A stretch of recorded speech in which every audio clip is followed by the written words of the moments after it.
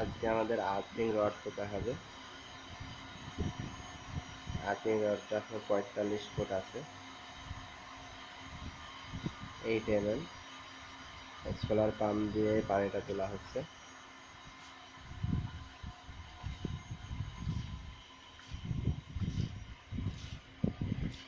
এখানে আমাদের ভোল্টেজের তারতম্য আছে একটু, সেজন্য আমরা ব্যাটারি ব্যবহার করছি এবং একটা প্যানেল নিয়েছি। এখানে দরকার আমাদের 24 ভোল্ট, সেহেতু আমাদের প্যানেলে আছে আপনার 35 ভোল্ট বেশি।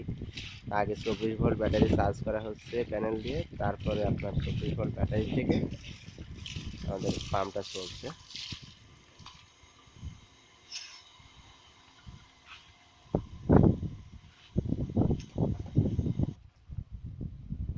এই যে তামার তারটা দেখতে পাচ্ছেন, এখানে 8 mm আপনার 8 mm।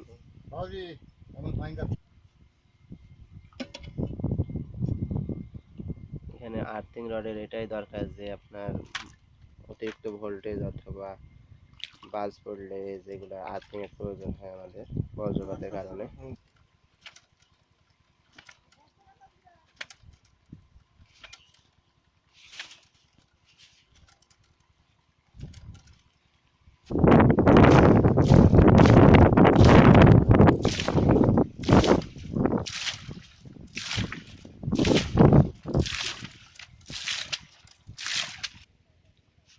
এখান থেকে একটা প্যানেল থেকে নেওয়া হয়েছে।